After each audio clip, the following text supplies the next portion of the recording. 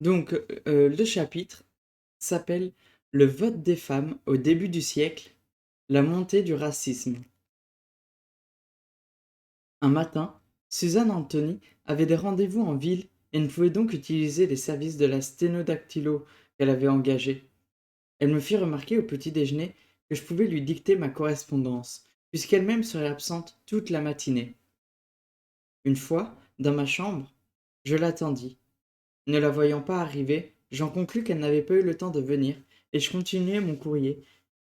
Quand Suzanne Anthony rentra, elle vint dans ma chambre et me trouva occupé. Vous n'avez pas voulu faire travailler ma secrétaire, je suppose. Je lui avais dit de monter chez vous. Elle ne l'a pas fait? Je répondis que non. Elle se tut et alla dans son bureau. Au bout de 10 minutes, elle revint dans ma chambre.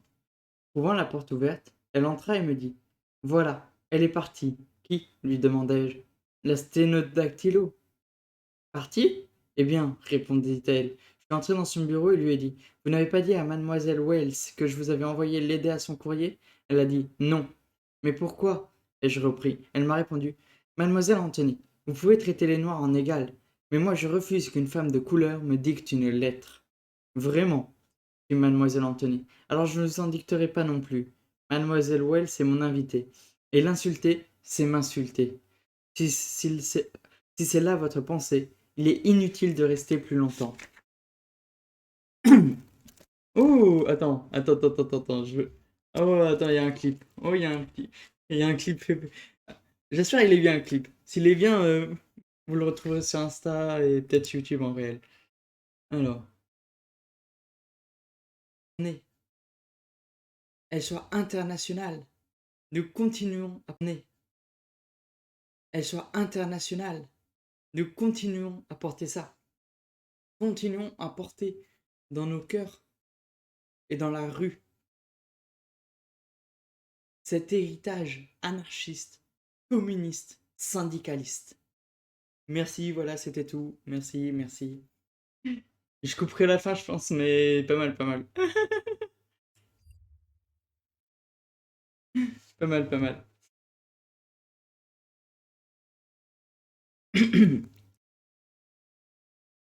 C'est pour ta campagne?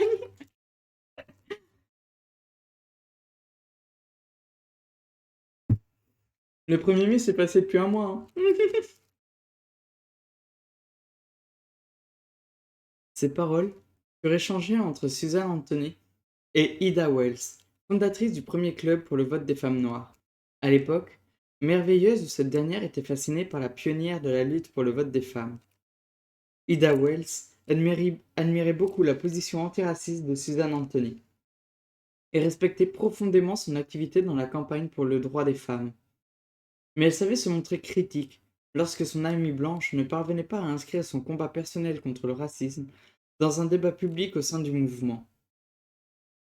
Suzanne Anthony ne manquait jamais de faire l'éloge de Frederick Douglass, en rappelant qu'il avait été le premier homme à défendre publiquement le vote des femmes. Elle le nomma membre honoraire à vie de son organisation. Cependant, comme Suzanne Anthony l'expliqua à Ida Wells, elle chercha à l'écarter pour recruter les Blanches du Sud dans le mouvement pour le vote des femmes. D'après nos conventions, il était membre honoraire. Il siégeait à la tribune et parlait dans nos réunions. Mais quand l'Association pour le droit de vote se réunit à Atlanta en Géorgie, connaissant les positions sudistes sur la participation des Noirs, j'ai moi-même demandé à M. Douglas de ne pas venir. Je ne voulais ni l'exposer aux humiliations, ni mettre d'obstacle à l'entrée des femmes blanches du Sud dans notre association. Suzanne Anthony précisait plus loin qu'elle avait également refusé de soutenir le projet de plusieurs femmes noires qui voulaient créer une nouvelle branche de l'association. Elle ne voulait pas réveiller l'hostilité anti-noire des blanches du Sud de l'organisation, car elle menaçait de se retirer si on admettait des femmes noires. Pensez-vous que j'ai eu tort? Demanda-t-elle.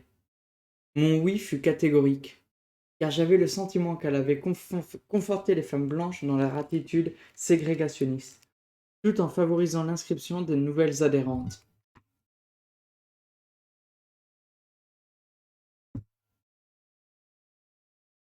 Cette conversation se tenait en 1894. La capitulation de Susan Anthony devant le racisme, au nom de la nécessité, caractérisa sa position publique jusqu'à sa démission de la présidence de l'Association nationale américaine pour le vote des femmes en 1900. Quand Ida Wells reprochait à Susan Anthony sa complaisance vis-à-vis du ségrégationnisme des femmes blanches du Sud, elle soulevait une question beaucoup plus grave.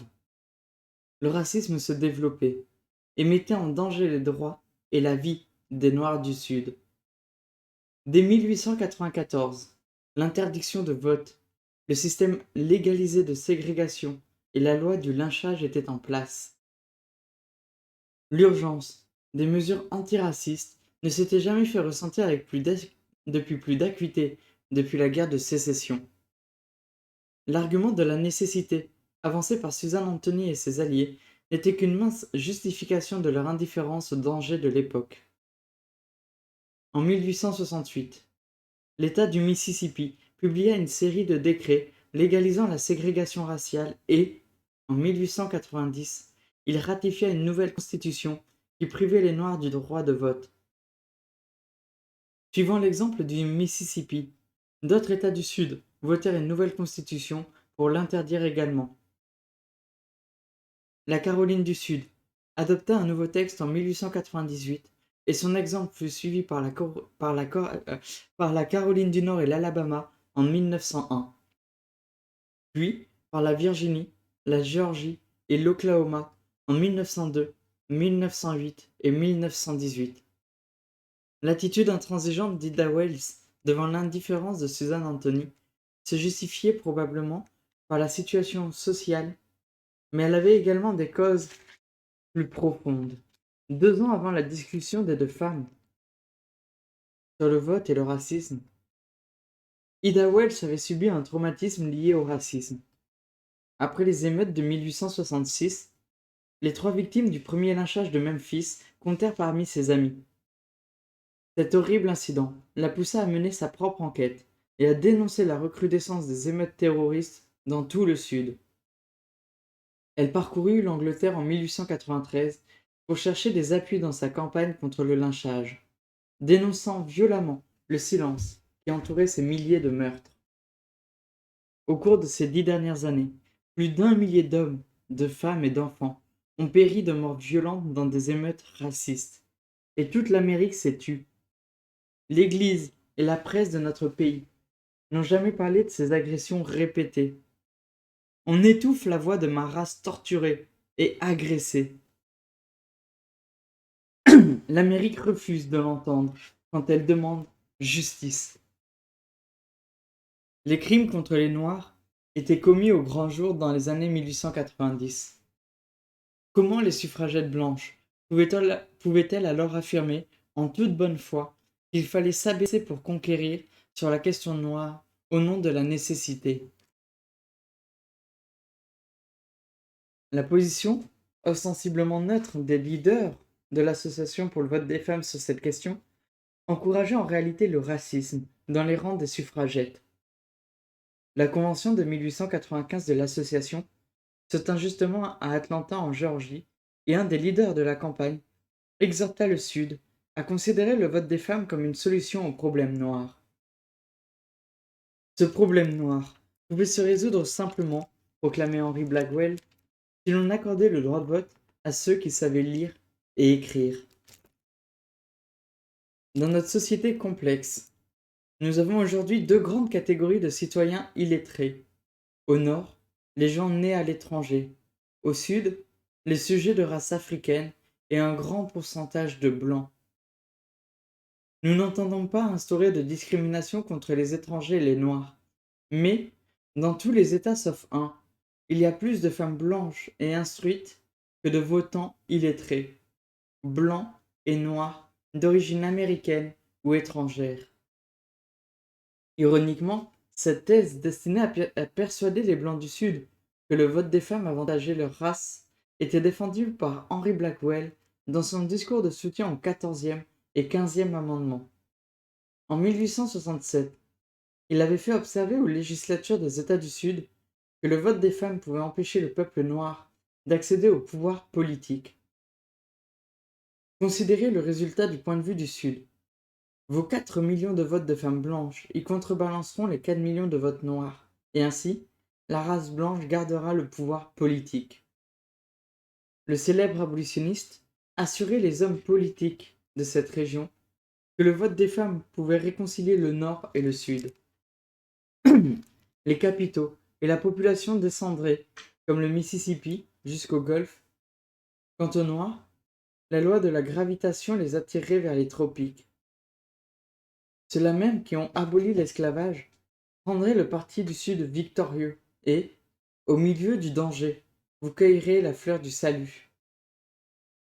Blackwell et Lucy Stone, sa femme, secondèrent Elizabeth Cady Stanton et Susan Anthony dans la campagne du Kansas en 1867. À l'époque, Elizabeth Cady Stanton et Susan Anthony avaient accepté le soutien du célèbre démocrate, dont le programme était la femme en premier et le nègre en dernier. Ce qui montrait qu'elles adhéraient implicitement à la thèse raciste de Blackwell. Par ailleurs, dans leur livre History of Woman Suffrage, elles évoquaient tout crûment la peur qu'inspirait le vote noir aux politiciens du Kansas.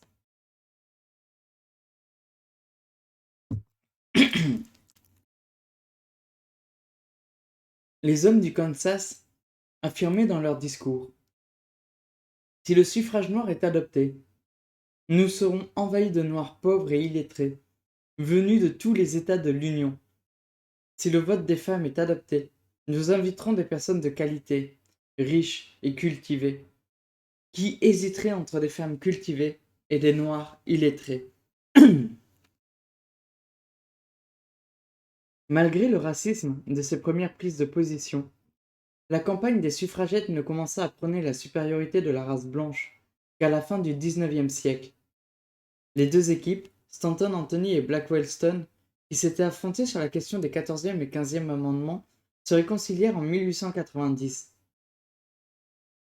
En 1892, Elizabeth Cady Stanton ne se faisait plus d'illusions sur les atouts libérateurs du vote des femmes et céda la présidence de l'association à sa collègue Susan Anthony.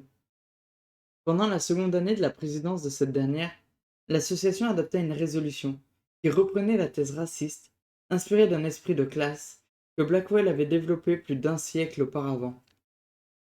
Résolution: sans prendre position sur les conditions nécessaires au droit de vote, nous attirons votre attention sur plusieurs faits significatifs. Dans chaque État, il y a plus de femmes alphabétisées que d'électeurs illettrés, plus de femmes blanches et alphabétisées que d'électeurs noirs, plus de femmes américaines et alphabétisées que d'électeurs étrangers. Par conséquent, il suffirait d'accorder le droit de vote à ces femmes pour lever le fameux problème des électeurs analphabètes, américains ou immigrés. Cette résolution rejetait avec autant de désinvolture les droits des femmes noires et immigrées que ceux de leurs compagnons. Par ailleurs, elle trahissait les principes fondamentaux de la démocratie et ne pouvait plus justifier le vieil argument de la nécessité par ce fait. Cette logique attaquait la classe ouvrière dans son ensemble et révélait un désir conscient, ou inconscient, de s'allier aux nouveaux capitalistes monopolistes dont le seul but était la recherche du profit à tout prix. En adoptant la résolution de 1893, les suffragettes auraient aussi bien pu annoncer qu'en accordant le droit de vote aux blanches de la classe moyenne et de la bourgeoisie, on leur permettait d'assujettir rapidement les trois grandes catégories composant la classe ouvrière américaine: les noirs, les immigrants et les blancs incultes. Le travail et la vie de ces trois groupes étaient exploités et sacrifiés par les Morgan, les Rockefeller, les Mayon, les Vanderbilt, tous les nouveaux capitalistes monopolistes qui bâtissaient sans relâche pour leur empire industriel. Ils contrôlaient les travailleurs immigrés du Nord, ainsi que les anciens esclaves et les blancs pauvres qui travaillaient à la construction des nouveaux chemins de fer, dans les mines et les aciéries du Sud.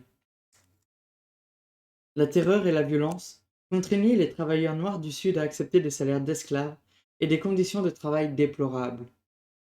C'est ce qui expliquait les vagues de lynchage et la légalisation de l'interdiction de vote dans le Sud. En 1893, année de la funeste résolution publiée par l'Association nationale américaine pour le vote des femmes, la Cour suprême annula l'acte pour les droits.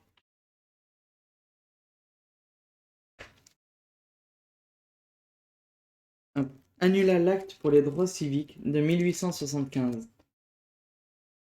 Cette décision ratifiait les lois Jim Crow et la loi sur le lynchage, qui instaurait de nouvelles formes d'esclavage raciste. En effet, 3 ans plus tard, l'affaire Plessy contre Ferguson annonçait la doctrine de séparation dans l'égalité, qui renforçait le nouveau système de ségrégation raciale dans le Sud.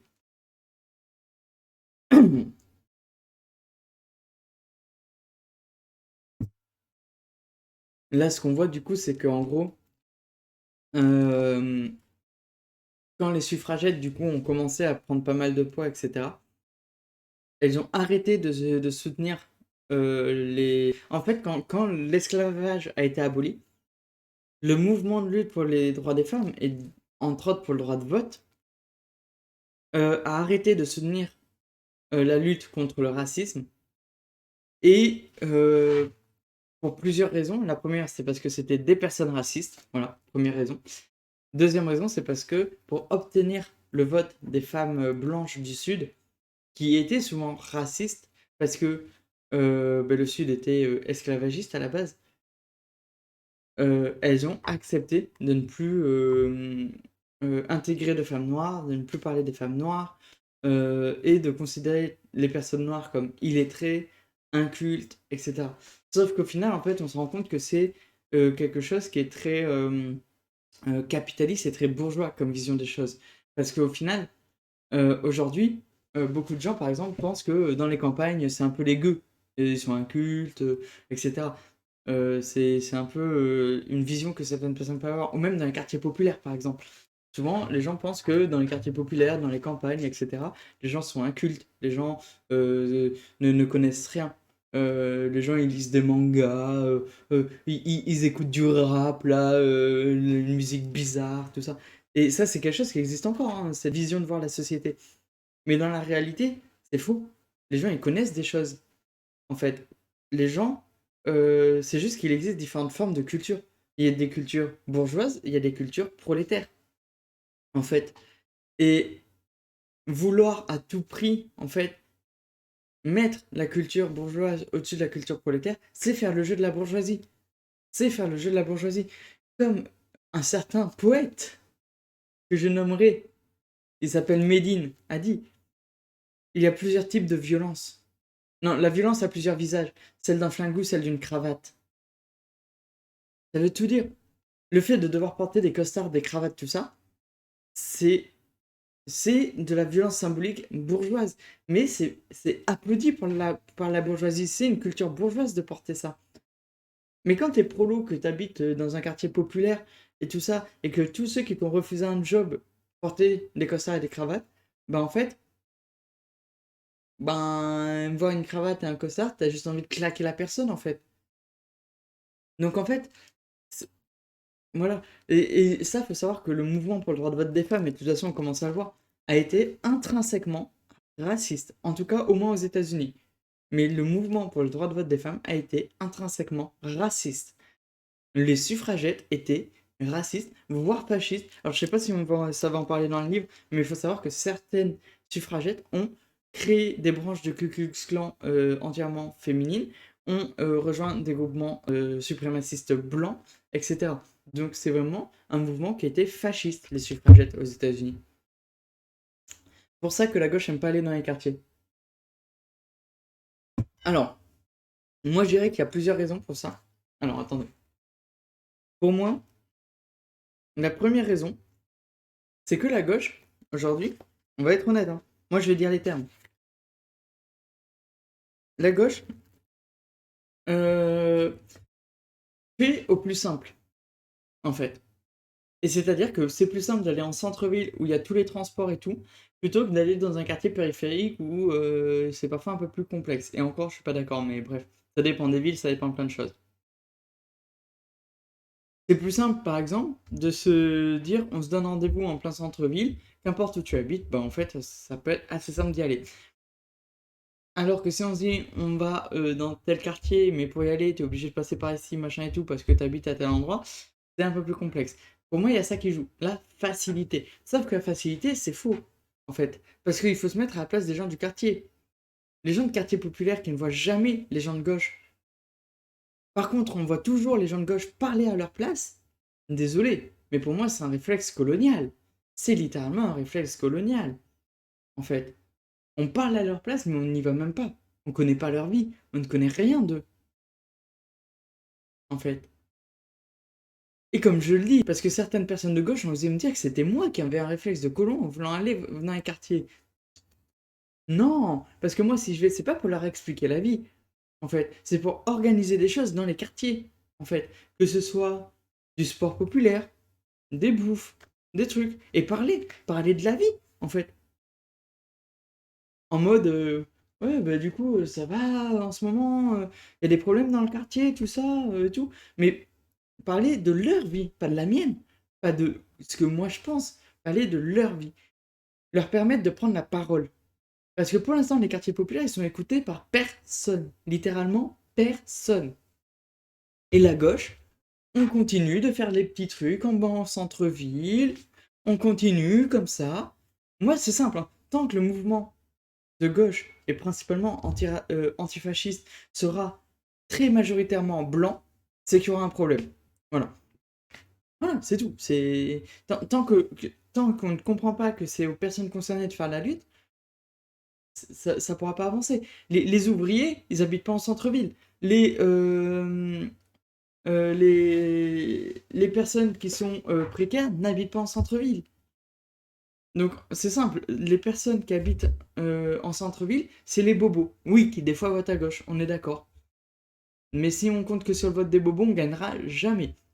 Mais alors jamais, en fait. Parce que pour moi je veux pas une gauche de bobo, hein. Moi je veux une gauche de classe. Je veux une gauche de conscience de classe.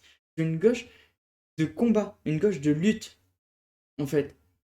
Une gauche qui veut changer les choses réellement. Pas une gauche qui veut garder globalement le même système, mais en mettant du vernis de gauche, en fait. Non. Et ça, pour moi, c'est ça la grosse différence. C'est que tu vas dans les quartiers, et je peux vous dire que les choses, elles changeraient énormément. Les quartiers, souvent on dit oui, les quartiers votent à gauche. Alors, c'est faux. Les quartiers, ils sont abstentionnistes, hein. Les quartiers populaires, c'est l'une des zones les plus abstentionnistes actuellement. Alors oui, le premier parti qui arrive en tête, c'est la gauche. Mais on a un foyer potentiel de voix qui est énorme dans les quartiers, car c'est extrêmement abstentionniste. Par contre, c'est sûr qu'il faut arrêter de dire des dingueries comme certains partis le font, hein. Et tous, hein, que ce soit le PS, le PCF, LFI, ELV, etc., tous font des conneries, hein, à leur niveau. Mais bien entendu qu'il faut retourner dans les quartiers. Parce que c'est quand que la gauche a été forte. La gauche était forte quand le PCF était un grand parti. Et je suis pas communiste, hein, attention. Et qu'il y avait surtout plein de petites associations, etc., qui étaient plus ou moins reliées au PCF, et qui étaient partout, dans les quartiers, en ruralité, etc. Et du coup, ça a instauré des idées au moins sociales aux gens. Aujourd'hui, il n'y a plus ça. Aujourd'hui, il n'y a plus rien. La ruralité se retrouve sans rien. Donc, on voit le résultat, c'est que au final, ben, ça tombe à droite, voire extrême droite, en ruralité. Et les quartiers populaires, pareil, il y a plus rien. Il y a plus de services publics, il y a plus rien. Il y a plus rien en ruralité et en quartier populaire. Et par contre, c'est la gauche un peu bobo qui défile en centre-ville en disant on en a marre, on en a marre. Bah ouais, mais désolé, mais en fait, ça fait très bizarre en fait de voir ça, quoi. Et pareil, moi j'ai déjà remarqué un truc, c'est que les professions qui font le plus souvent grève, c'est pas les plus à plaindre, hein,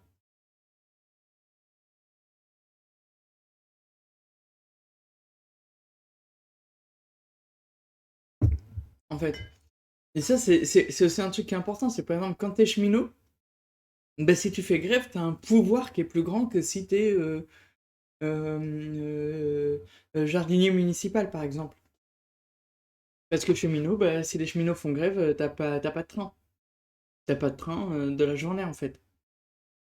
Donc t'as des marchandises et des voyageurs qui ne peuvent pas circuler. Par contre, jardinier municipal, ouais, ok, des feuilles sont pas ramassées, ou un arbre ne sera pas planté aujourd'hui, mais peut-être demain. Ouais, bon, ça change rien. Donc au final, en fait, euh, il y a des métiers qui ont un pouvoir de lutte plus important que d'autres. Mais cheminots, par exemple, logique, hein, ils veulent garder leurs privilèges, etc. Enfin, si on peut appeler ça privilège. Mais c'est une réalité, c'est qu'en fait, il y a des... T'as un salaire qui est quand même plus élevé que beaucoup de métiers, etc. par exemple. Donc voilà. Les manifestations pour Gaza, où une meuf bobo s'est mise à me parler de son envie d'avoir un nouvel appartement. Ah ouais! Ah ouais! Vachement le lieu en plus, vachement le lieu. Et puis même, dans les quartiers populaires, c'est souvent là où il y a les luttes pour les droits au logement, etc. Parce qu'il y a tout ce qui est HLM. Il faut savoir que les bailleurs sociaux, qui sont derrière des bailleurs privés, euh, c'est très... sont des fois full illégal. Ils font des trucs en full illégalité. Donc en fait, allons dans les quartiers populaires, allons vers les HLM, allons vers tout ça. Les gens, ils n'attendent que ça, hein. Ils n'attendent que des personnes politisées pour les soutenir, en fait. L'ambiance manif cringe, des fois, oui, aussi. Moi, il y a un truc que je comprends toujours pas, c'est pourquoi tu dois payer en manif pour bouffer. Désolé, mais non, en fait.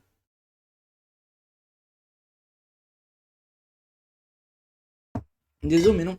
Quand t'es vraiment de gauche, t'as pas à payer pour bouffer, en fait. C'est la base de la gauche, hein.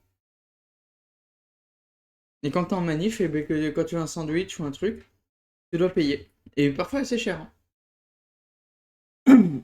Donc, non, en fait, à un moment, remettons réellement les choses en place. Là, il y a les municipales qui vont être là dans 10 mois à peu près. Euh, Peut-être des législatives avant. Mais dans tous les cas, il faut faire du travail de terrain. Et le travail de terrain, c'est pas juste avant les élections. Le travail de terrain, c'est tout le temps, en fait. Et ça, c'est un truc que des fois je peux comprendre. Il y a des gens qui habitent en centre-ville. Bon, bah, qui fassent du travail de terrain en centre-ville, ok. Mais venez pas me dire que tout le monde habite en centre-ville, je vous crois pas. Vraiment, je vous croirais pas. Il y a des personnes politisées en quartier populaire.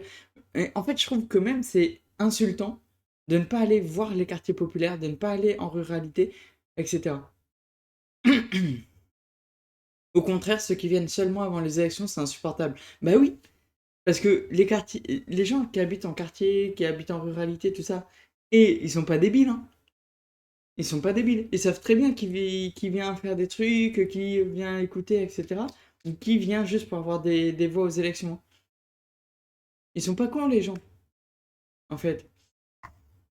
Par contre, quand tu viens régulièrement, en fait, et que vraiment t'organises les choses au niveau du quartier, que tu fasses des choses culturelles, du sport, que tu fasses, que tu organises des luttes par exemple contre des bailleurs sociaux, enfin, il y a plein de choses hein, qui peuvent être faites. Voilà. Ben, en fait, là, tu mets en place des choses.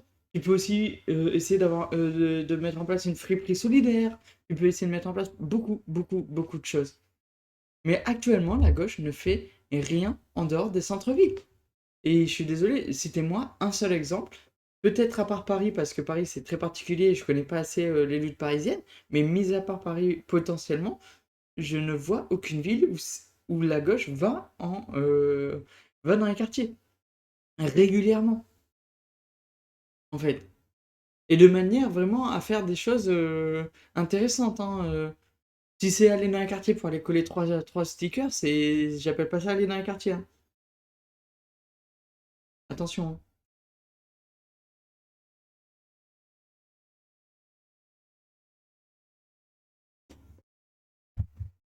Mais pour moi, ça, c'est dû aussi à une forme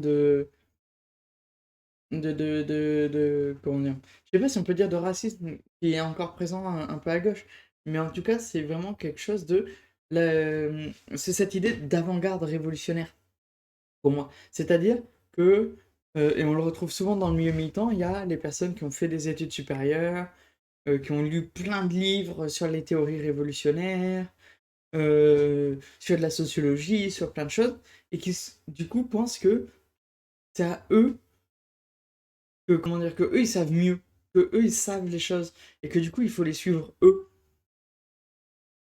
Mais en fait, c'est sûr que si tu vas en quartier, tu dis ça, tu repars du quartier dans les 3 minutes en fait.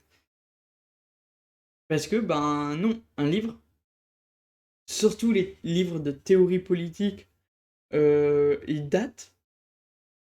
Parmi les plus récents, je dirais qu'il y a Bookchin, mais ça commence aussi un petit peu à dater.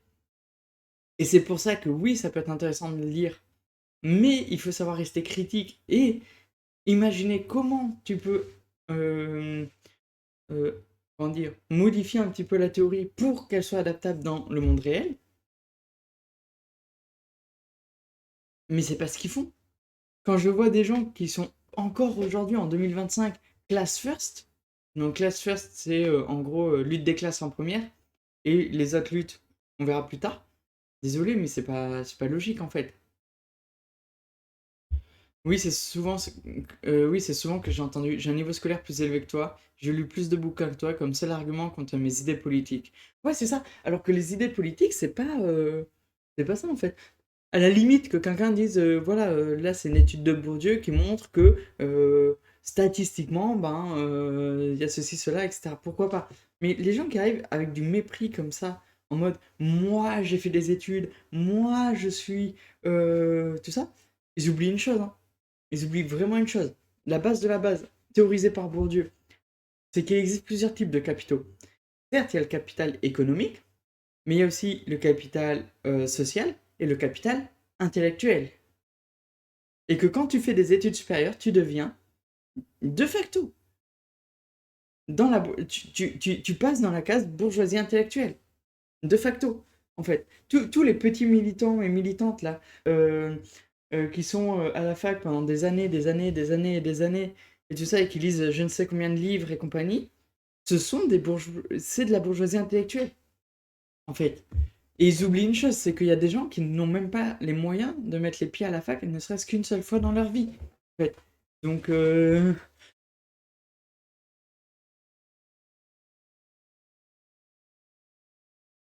ils oublient aussi quelque chose de très important, et je dirais même seulement encore plus importante, c'est, oui, la théorie, c'est important, mais regardez les gilets jaunes, hein. Les gilets jaunes, ils n'ont pas eu besoin de livres politiques ou quoi que ce soit pour se révolter et faire trembler le pouvoir, hein. La théorie, c'est bien, oui, c'est bien de connaître à peu près tout, ok, mais ça fait pas tout, hein. Ça fait clairement pas tout, hein, loin de là, hein. J'ai même envie de dire que des fois, ça te dessert. Parce que tu vas te focaliser trop sur la théorie et pas assez sur le réel, en fait. Donc, théorie, oui, mais attention, avec parcimonie.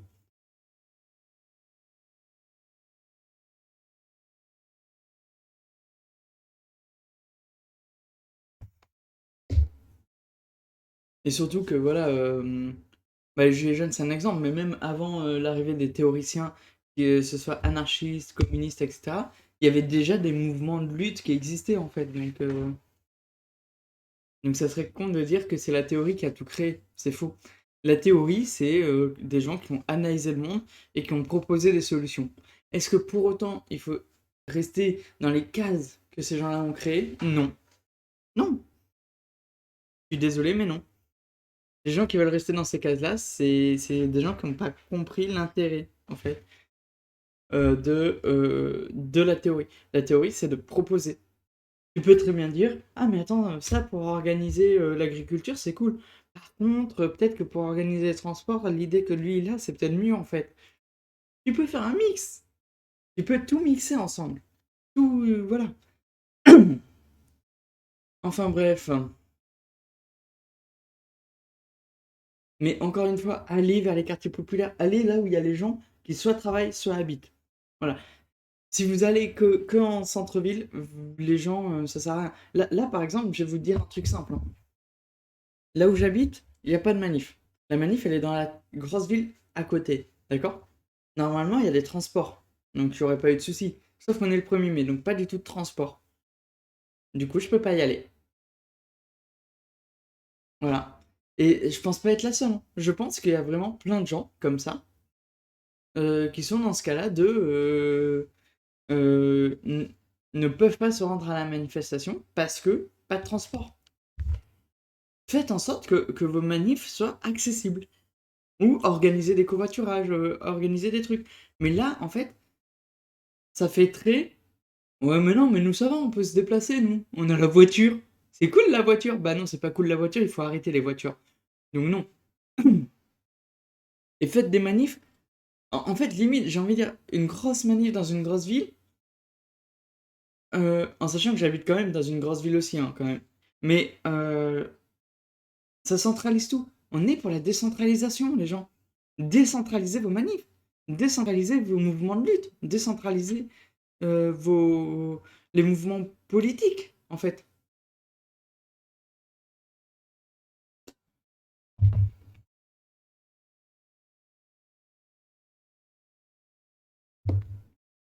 Oula, c'est quoi le clip que t'as créé? Ça va être la seule, hein. Je pense qu'il y a vraiment plein de gens comme ça, qui sont dans ce cas-là de, ne peuvent pas se rendre à la manifestation parce que pas de transport. Faites en sorte que vos manifs soient accessibles. Ou organiser des covoiturages, organiser des trucs. Mais là, en fait, ça fait très. Ouais, mais non, mais nous ça va, on peut se déplacer, nous. On a la voiture. C'est cool la voiture. Bah non, c'est pas cool la voiture, il faut arrêter les voitures. Donc non.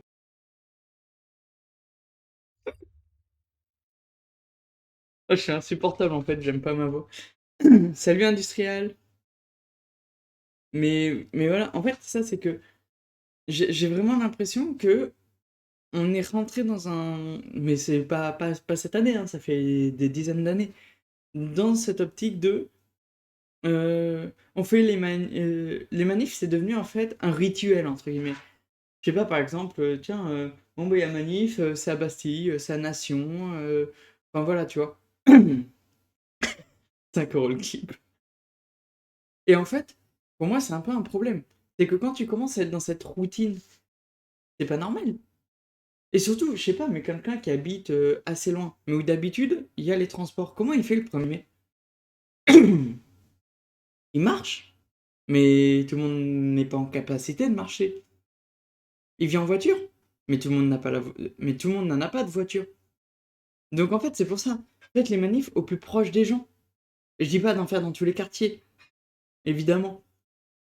Mais réfléchissons à comment on imagine la société de demain. Et pour moi, les manifs, ça doit être un peu ça.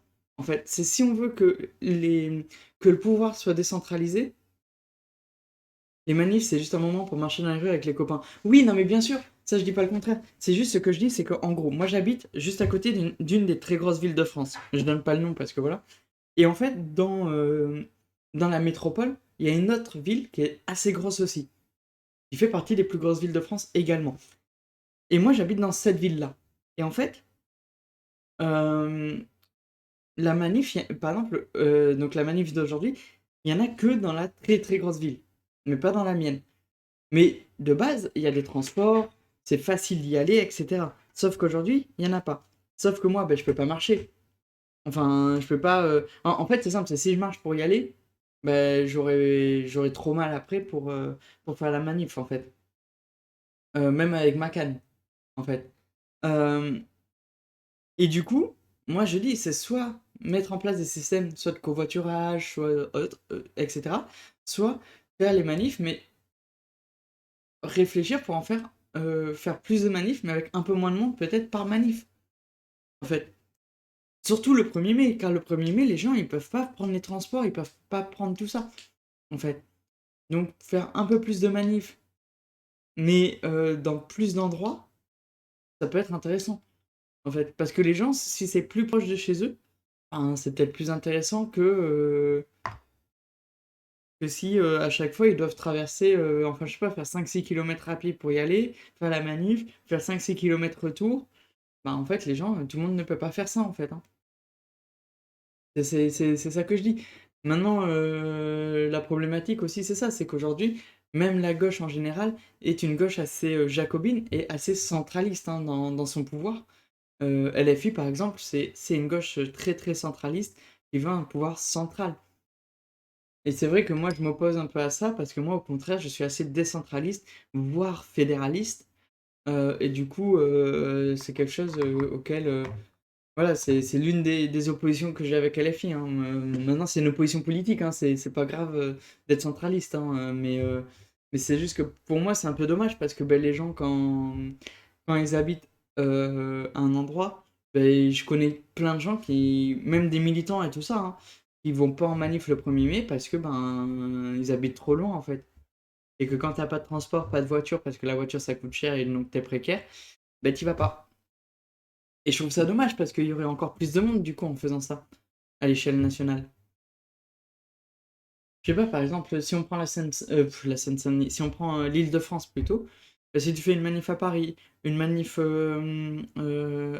Saint-Denis par exemple, une manif à Aulnay-sous-Bois, etc. Mais en fait, tu auras peut-être plus de manifs, donc peut-être moins de monde par manif, mais à l'échelle nationale, tu auras sûrement plus de monde, en fait. Donc c'est plus intéressant. Et tu auras peut-être des gens qui ne font que très peu de manifs, en fait, aussi, qui viendront. Et donc ça permet de politiser aussi. Donc voilà. Bref, désolé pour la digression. Et on va reprendre, du coup. Oui, aussi. Alors attendez. Je vérifie avant de donner l'info quand même, parce que ça serait con sinon. Tac, tac, tac. Alors, ok. Donc, pour ce qui est de la fabrique libertaire, a priori, donc ça passera toutes les 2 semaines. Donc voilà, je donnais les dates. Et c'est possible que du coup, une semaine sur deux, en alternance du coup, je fais face à un nouveau concept où j'analyse en fait une série, un film, etc. Donc ça serait une série pour commencer, je pense. J'ai déjà l'idée de la série, tout ça. Euh, et donc voilà, voilà. Je cherche encore le nom de ce concept, pour être honnête. Mais voilà, je pense que je vais aller vers ça. Donc voilà. Voilà, voilà, vous avez les infos en exclusivité. Et on va reprendre, du coup, on en était donc sur le chapitre 7, hein, le vote des femmes au début du siècle, la montée du racisme, où on voyait que les suffragettes aux États-Unis étaient racistes et avaient fait du racisme une part importante de leur militantisme. Au cours des 10 dernières années du 19e siècle, le racisme se propagea dangereusement et bénéficia du soutien des institutions et de l'idéologie. Ce fut aussi l'époque de l'expansion impérialiste aux Philippines, à Hawaï, Cuba et Porto Rico. Cette volonté d'asservissement était aussi responsable de la misère des Noirs et de toute la classe ouvrière américaine. Le racisme nourrissait l'impérialisme et il était conditionné par la stratégie et les nécessités de l'impérialisme. Je vais aussi lancer un concept, ça s'appellera la fabrique autoritaire.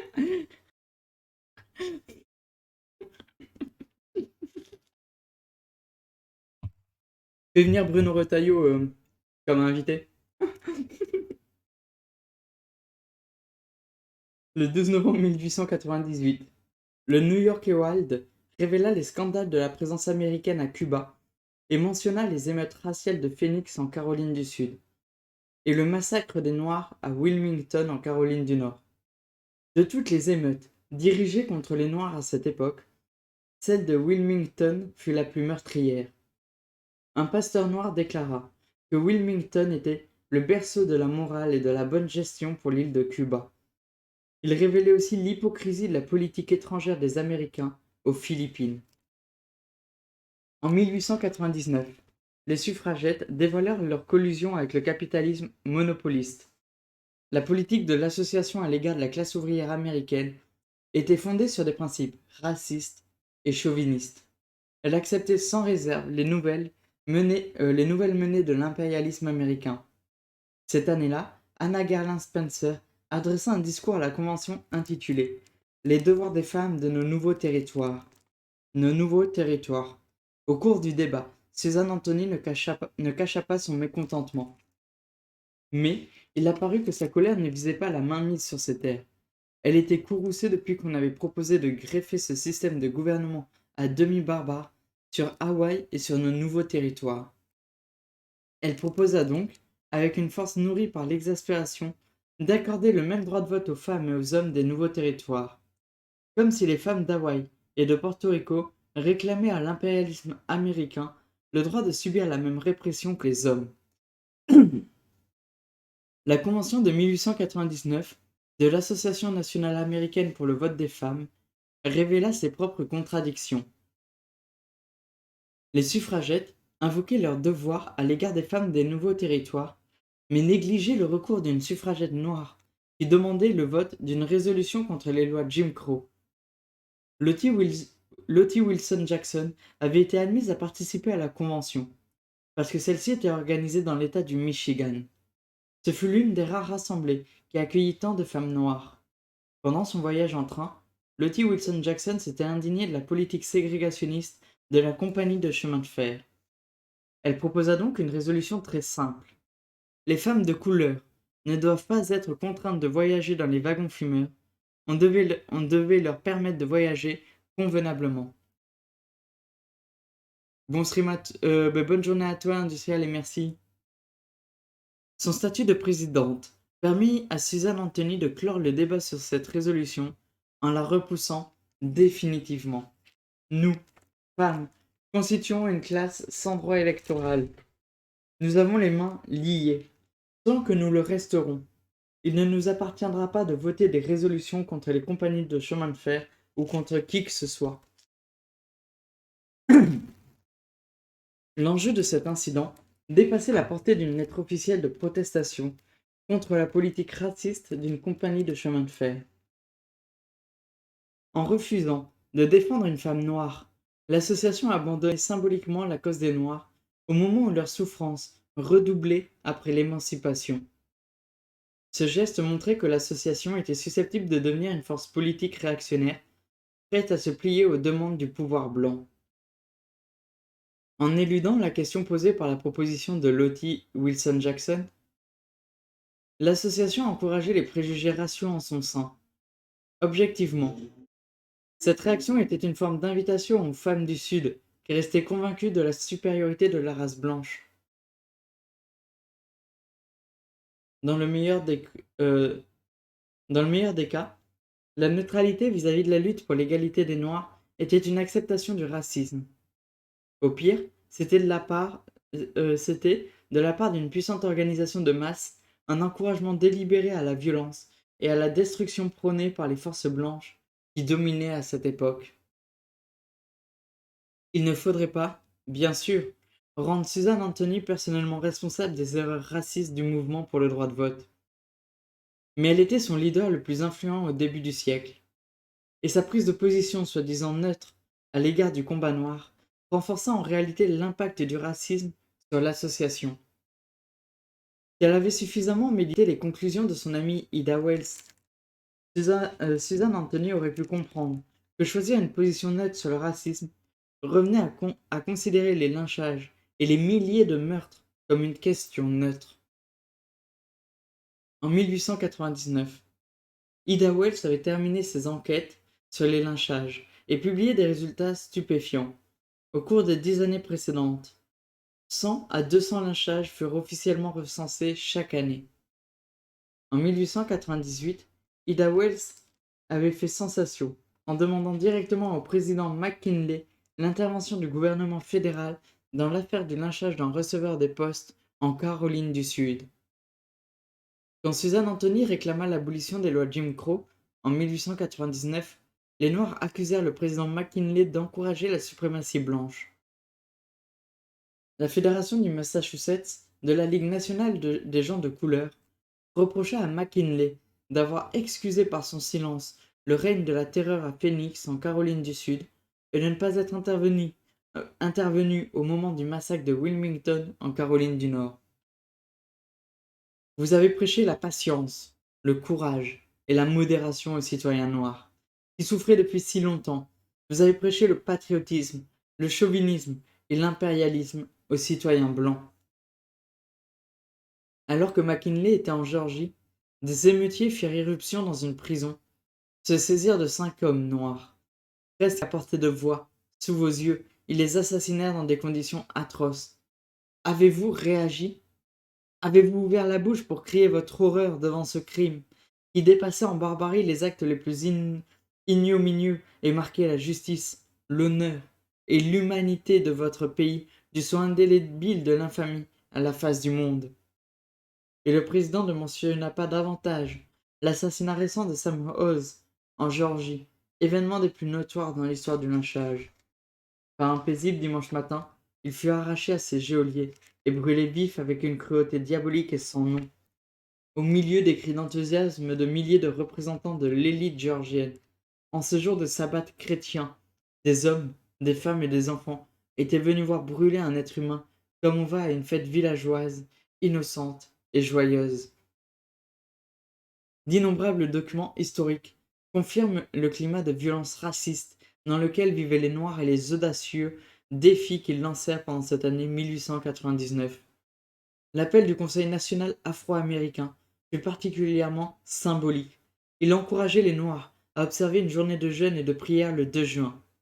Publiée par le New York Tribune, cette proclamation dénonçait les arrestations injustifiées et aveugles qui faisaient des hommes et des femmes les proies faciles de terroristes incultes, ignorants, vicieux, ivres de whisky qui torturaient, pendaient, tuaient, massacraient, démembraient et brûlaient. Il ne s'agissait donc pas seulement de déchiffrer les graffitis sur les murs. Les Noirs vivaient déjà sous le règne de la terreur. Comment Suzanne Anthony pouvait-elle prétendre qu'elle défendait les droits humains et l'égalité politique tout en conseillant aux membres de son organisation de taire la question du racisme? L'idéologie bourgeoise, et ses composantes racistes en particulier, possède le pouvoir de refouler les images de la terreur dans les ténèbres et le néant, et de réduire les horribles cris de souffrance humaine à des murmures à peine audibles avant d'imposer le silence. Quand le XXe siècle s'annonça, une nouvelle forme de lien idéologique unit étroitement le racisme et le sexisme. La domination masculine et la suprématie blanche présentaient depuis toujours de nombreuses affinités. Leur union fut ouvertement consacrée et renforcée. Pendant les premières années du siècle, les idées racistes trouvèrent un écho sans pareil. Même dans les milieux progressistes, les théories irrationnelles sur la supériorité de la race anglo-saxonne exerçaient une emprise fatale sur les cercles intellectuels. À cette escalade de propagande raciste correspondait une résurgence des idées affirmant l'infériorité des femmes. Les gens de couleur, qu'ils soient américains ou étrangers, étaient décrits comme des barbares. Les femmes blanches étaient plus strictement réduites à leur rôle de mère, et leur raison d'être était la sauvegarde des mâles de l'espèce. Elles apprenaient que la maternité leur conférait une responsabilité particulière dans la lutte pour la sauvegarde de la suprématie blanche. Après tout, elles étaient les mères de la race. Bien que le terme race fît référence à la race humaine, le regain de popularité de l'eugénisme transformait en fait le terme race en synonyme de race anglo-saxonne.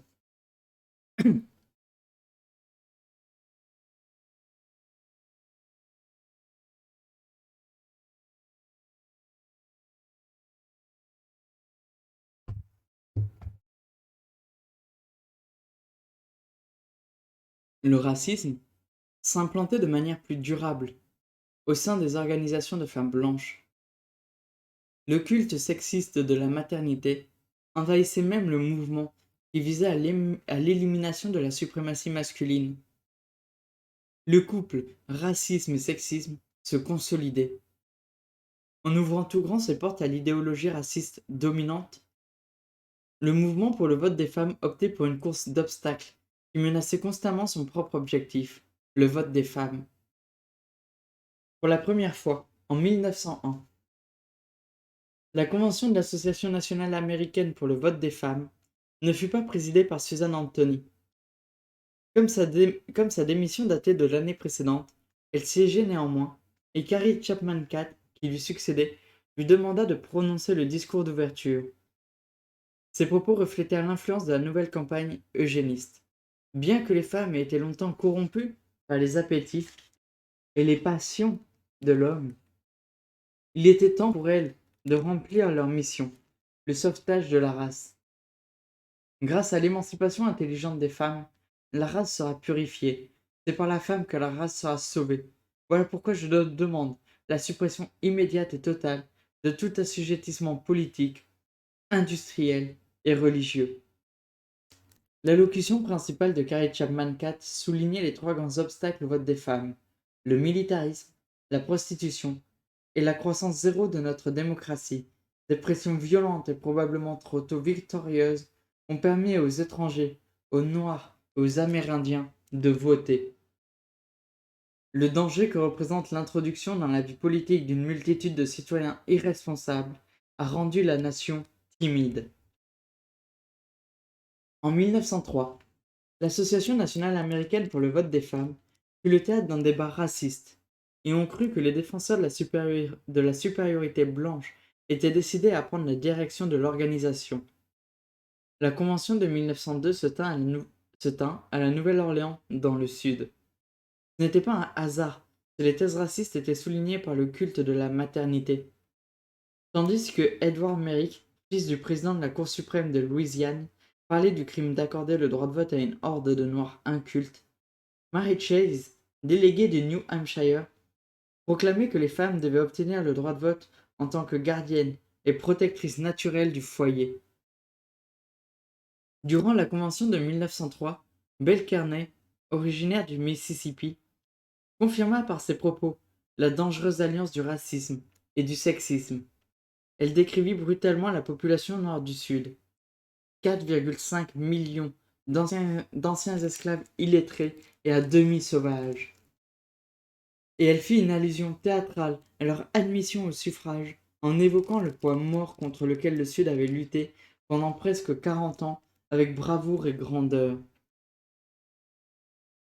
Bien que la théorie de l'éducation professionnelle des Noirs de Booker Washington fût inadaptée à la réalité, Belle Kearney affirmait que Tuskegee et les écoles similaires intégraient les Noirs au pouvoir le jour où les Noirs seraient nécessaires à la communauté du fait de leur argent et de leurs connaissances. Une guerre raciale se déclencherait. Le blanc pauvre, aigri par sa misère et humilié par son infériorité, ne peut s'intégrer nulle part, ni trouver de place pour ses enfants. Dans ces conditions, l'affrontement racial est inévitable.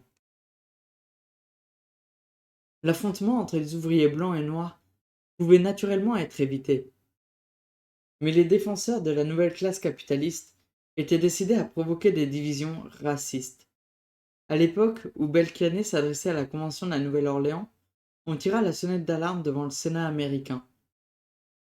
Le 24 février 1903, le sénateur Ben Tillman de Caroline du Sud déclara que les collèges et les écoles noires du Sud allaient devenir une source de conflit racial.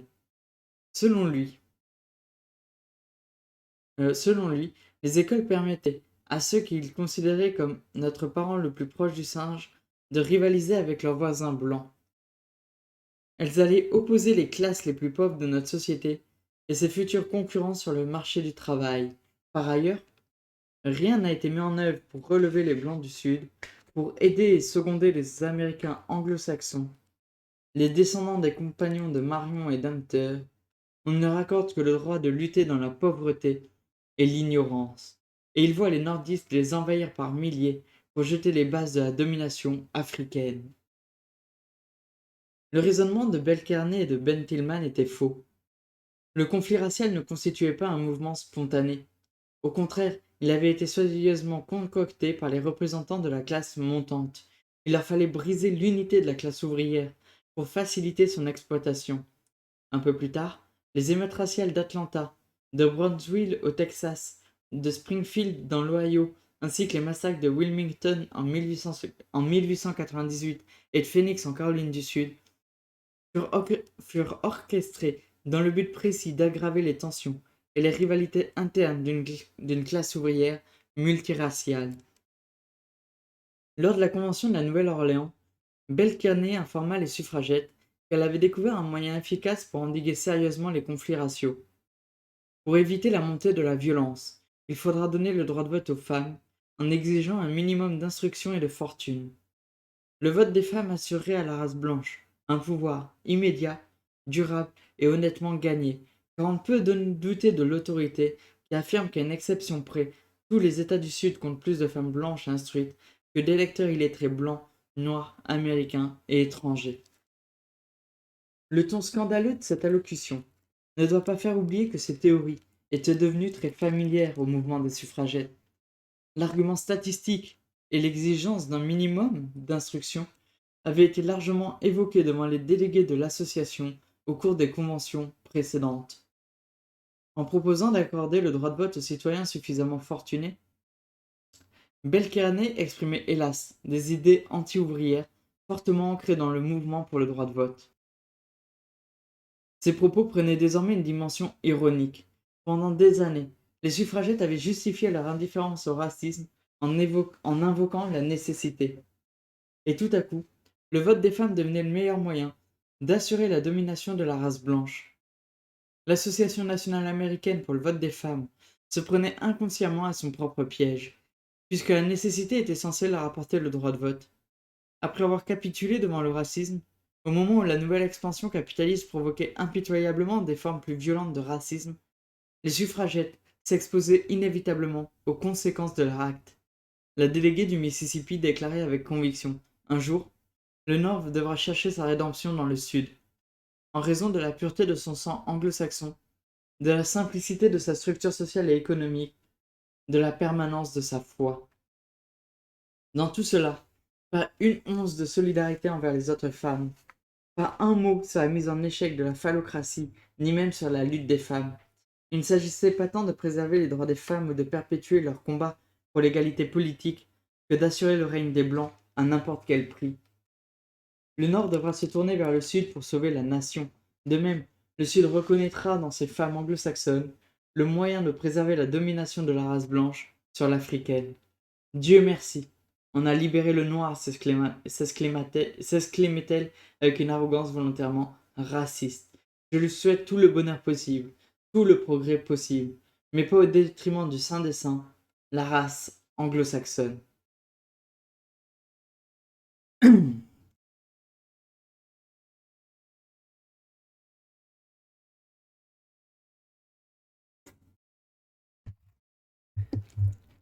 Qu'est-ce qu'on peut tirer comme conclusion sur ce chapitre? Bon, mis à part que du coup, les suffragettes, c'était des fascistes, voilà. Voilà, globalement, en fait, les suffragettes, au départ, se sont dit que en refusant la lutte contre le racisme, elles pourraient obtenir le droit de vote. Au final, se sont rendues compte que elles pouvaient, comment dire, plus les années passaient, et plus elles étaient dans ce truc de pour protéger la race blanche, il nous faut le droit de vote, en fait. Avant, c'était, on va dire, elles rejetaient le racisme, enfin la lutte contre le racisme, entre guillemets, par nécessité, pour au final embrasser totalement le racisme et le fascisme pour obtenir le droit de vote. Et et ça, voilà, la lutte pour le droit de vote des femmes aux États-Unis s'est fondée sur cette notion de domination blanche et cette notion, voilà, de racisme et de fascisme, en fait. Euh, alors que c'est une lutte qui est plutôt bourgeoise. Pourquoi? Parce que tous les arguments avancés, souvent, étaient des arguments anti-classe ouvrière. La classe ouvrière était multiraciale, et du coup, il fallait trouver des choses pour diviser la classe ouvrière, pour éviter qu'elle puisse s'unir, s'organiser et lutter. Je rappelle qu'on est 19e, début du 20e siècle. C'est une époque où, aux États-Unis, il y a des syndicats qui existent, qui sont assez puissants, comme les IWW, donc syndicats anarchistes, qui étaient assez forts, comme à Chicago par exemple. Mais pas que. Donc au final, quand je vois des gens de gauche invoquer les suffragettes, ça me fait un peu rire, parce que les suffragettes, c'était des fascistes, littéralement. En fait, on peut dire que le droit de vote, c'est quand même bien, mais on ne peut pas faire référence aux suffragettes sans connaître toute l'histoire qu'il y a derrière, ou en l'ignorant.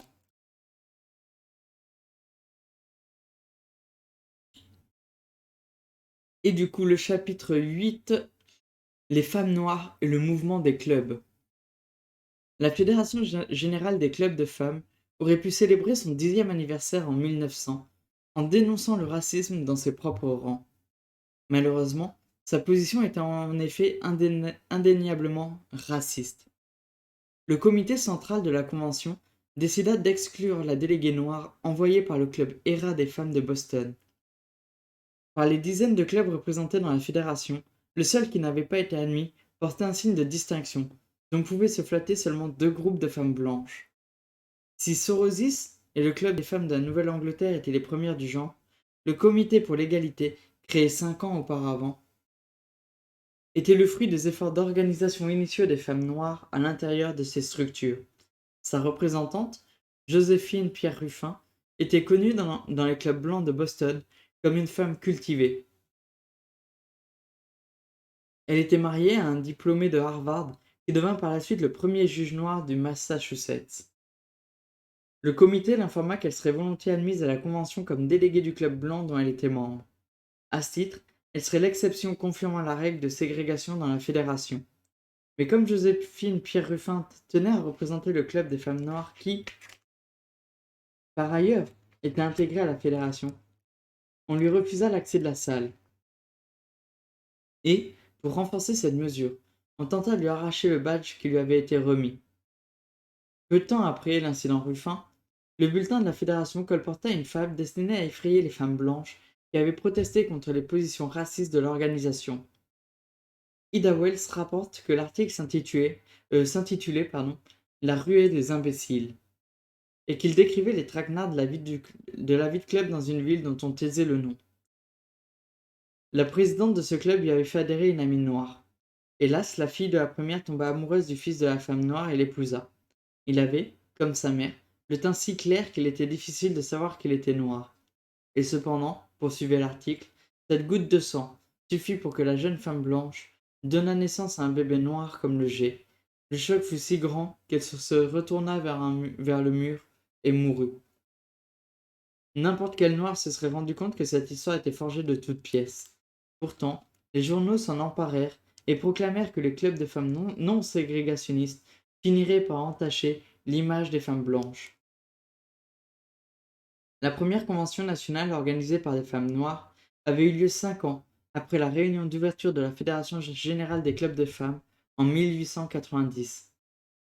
Leur première tentative de regroupement datait d'avant la guerre de sécession et, comme leurs sœurs blanches, elles avaient créé des sociétés littéraires et des organisations de bienfaisance.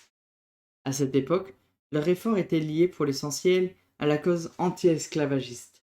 Mais, contrairement aux femmes blanches qui étaient lancées en grand nombre dans la campagne abolitionniste, les femmes noires étaient moins motivées par les considérations charitables ou des grands principes moraux que par les exigences concrètes dont dépendait la survie de leur peuple. Après l'abolition de l'esclavage, les années 1890 furent extrêmement pénibles pour le peuple noir. Et les femmes se sentirent obligées de se joindre à la lutte de résistance de leur peuple. C'est en réaction à la vague de lynchage incontrôlé et aux violences sexuelles contre les femmes noires que fut créé le premier club de femmes noires.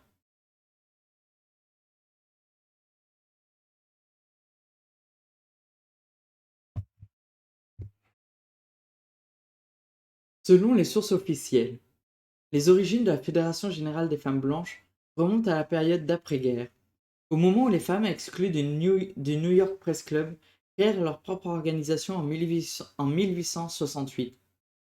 Après Sorosis à New York, les femmes de Boston fondèrent les clubs de femmes de la Nouvelle-Angleterre. Ces derniers se mirent à proliférer dans les 2 grandes villes du Nord-Est, à un point tel qu'une fédération nationale peut être mise en place en 1890. En l'espace de 2 ans, la fédération comptait 190 clubs et plus de 20 000 membres. Un étudiant spécialisé dans l'histoire des mouvements féministes explique le quasi-magnétisme que ces clubs exerçaient sur les femmes blanches. Il correspondait au désir des femmes d'âge mûr, appartenant à la classe moyenne, d'exercer une activité à la fois proche et différente de leurs loisirs traditionnels. Il devint vite évident que des millions de femmes ne pouvaient plus se contenter de préoccupations domestiques et d'aspirations religieuses. Souvent peu cultivées, peu désireuses ou incapables d'assurer un travail salarié, elles trouvaient dans la vie du club une solution à leurs problèmes personnels. Les femmes noires, au nord comme au sud, travaillaient à l'extérieur en bien plus grand nombre que les femmes blanches. En 1890, sur 4 millions de femmes actives, presque 1 million étaient noires. Les femmes noires étaient moins souvent confrontées à l'ennui de la vie domestique qui rongeait leur sœurs blanches de la classe moyenne. Malgré cela, l'initiative du mouvement des clubs noirs ne vint pas de l'ensemble des ouvrières. Joséphine Pierre Ruffin, par exemple, était la femme d'un juge du Massachusetts. Contrairement aux dirigeantes de clubs blancs, ces femmes savaient qu'elles devaient combattre le racisme. En réalité, leur expérience quotidienne du racisme dans la société américaine les liait étroitement à leurs sœurs de la classe ouvrière. Le sexisme, dont souffraient les femmes blanches des classes moyennes, ne joua pas un rôle aussi important. Avant la naissance du mouvement des clubs, des agressions racistes qui visaient la journaliste Ida Wells provoquèrent la première grande réunion indépendante des femmes noires. Après la destruction de ses bureaux à Memphis par un groupe raciste qui s'opposait à sa campagne anti-lynchage, Ida Wells décida de s'installer définitivement à New York. Elle raconte, dans son autobiographie, que deux femmes furent très émues à la lecture d'un compte-rendu qui relatait dans le New York Age le lynchage de ses trois amis et la destruction de son journal. Elles en conclurent ensemble que les femmes de New York et de Brooklyn devaient agir pour montrer qu'elles approuvaient mon travail et protester contre le traitement que j'avais subi. Victoria Matthews et Maricha Lyons commencèrent à réunir les femmes de leur connaissance, puis un comité de 250 femmes fut chargé de mener une campagne de sensibilisation des deux villes. Quelques mois plus tard, en octobre 1892, elles avaient réussi à organiser un énorme meeting à l'Opéra de New York. Ida Wells s'y présenta un exposé émouvant sur la question du lynchage. La salle était comble. Les organisatrices noires de Boston et de Philadelphie avaient été invitées à la manifestation. Il y avait là des représentantes très en vue. Madame Gertrude Moselle de Philadelphie, Madame Joséphine Pierre Ruffin de Boston, Madame Sarah Garnett, veuve d'un de nos grands hommes, enseignante dans les écoles publiques de New York, Susan McKinner de Brooklyn, doctoresse noire très célèbre, toutes s'étaient regroupées à la tribune pour soutenir cette femme seule et exilée parce qu'elle avait essayé de défendre ceux de sa race. Ida Wells avait reçu une importante somme d'argent pour créer un autre journal et, signe de la relative aisance des leaders de la campagne, une broche d'or en forme de stylo. Peu après ce rassemblement, encourageant, les organisatrices fondèrent à Brooklyn et à New York des comités permanents qu'elles baptisèrent Union loyale des femmes. Ce furent les premiers clubs créés et animés exclusivement par des femmes noires. Cela marqua la naissance des clubs. Cela marqua la naissance des clubs de femmes noires dans ce pays. Le club ERA des femmes de Boston, qui fut plus tard exclu de la Fédération générale, fut mis en place à la suite d'une réunion organisée par Joséphine Pierre Ruffin pour la visite d'Ida Wells à Boston. Sur l'initiative d'Ida Wells, des réunions similaires permirent la création de clubs permanents à New Bedford, Providence et Newport, et, plus tard, à New Haven. En 1893, un discours d'Ida Wells contre le lynchage permit à Mary Church Terrell de faire sa première intervention en public à Washington. Elle devint plus tard la première présidente de l'Association nationale des clubs des femmes de couleur. Ida Wells était bien plus qu'un atout pour les femmes noires qui participaient au mouvement des clubs. Elle était aussi une organisatrice dynamique et la présidente du premier club de femmes noires de Chicago. Après sa première tournée internationale de conférences contre le lynchage, elle aida Frederick Douglass à organiser une protestation contre l'Exposition universelle de 1893.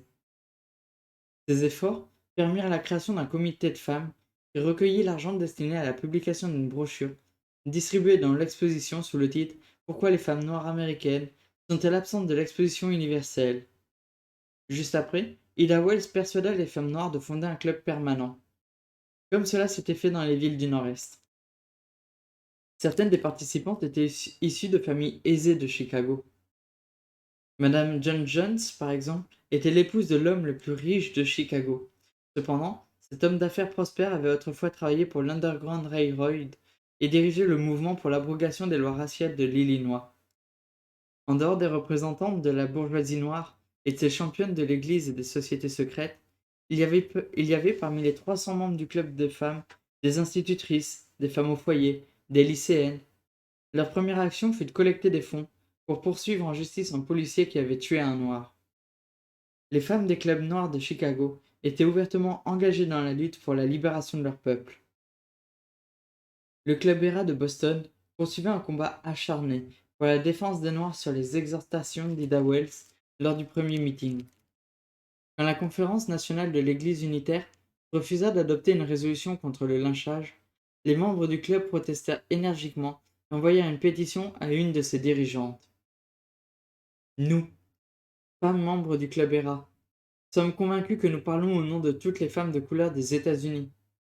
Nous avons trop souffert et souffrons encore trop pour rester aveugles aux peines des autres. Mais naturellement, nous sommes plus sensibles à notre propre douleur. Nous pensons donc que nous serions déloyales vis-à-vis de nous-mêmes, de notre avenir et de notre race si nous nous taisions aujourd'hui.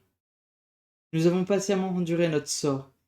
Nous avons vu notre univers s'effondrer, les hommes de notre race contraints à la fuite, au vagabondage ou à un esclavage qui a détruit leur force et leur jeunesse. Nous nous heurtons quotidiennement aux obstacles et à l'oppression. Nous savons que toute chance de sortir de notre condition et de connaître la paix et le bonheur nous sera refusée. Les chrétiens, hommes et femmes, nous ferment la porte de leur église. On insulte nos enfants, on enlève nos filles à tout moment dans des conditions sordides, et on leur refuse alors gîte et nourriture. Après avoir souligné la misère culturelle et scolaire qui frappait les femmes noires, la lettre appelait à une protestation massive contre le lynchage. Dans l'intérêt de la justice, et pour l'honneur de notre pays, nous protestons solennellement contre le crime atroce de lynchage. Et nous appelons tous les chrétiens à faire de même s'ils ne veulent pas risquer d'être dénoncés comme sympathisants des meurtriers.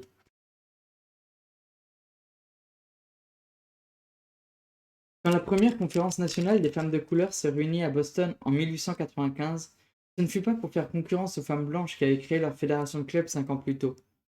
Elle voulait décider d'une stratégie de résistance à la propagande contre les femmes noires et au règne de la loi du lynchage. En réponse à une attaque du président de l'association de la presse du Missouri contre Ida Wells, les délégués protestèrent en disant qu'on insultait les femmes noires et approuvèrent unanimement la façon dont Ida Wells avait mené sa campagne contre le lynchage.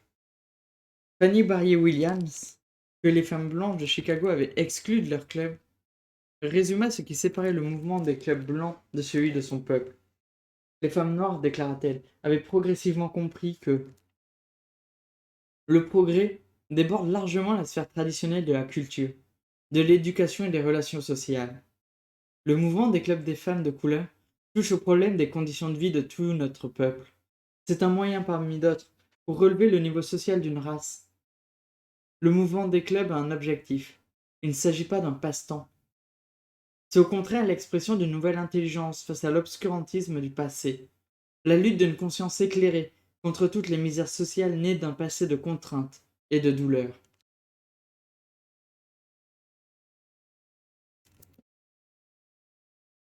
Alors que le mouvement des clubs de femmes noires affirmait son attachement à la lutte de libération des Noirs, ces leaders de la classe moyenne adoptaient parfois une position élitiste vis-à-vis des masses. Fanny Barrier Williams, par exemple, voyait en ses membres la nouvelle intelligence, la conscience éclairée de la race. Chez les blanches, les clubs signifient la progression de l'élite au service d'une image de la femme accomplie. Pour les femmes de couleur, le club c'est l'effort de quelques femmes compétentes en faveur de la masse de celles qui ne le sont pas.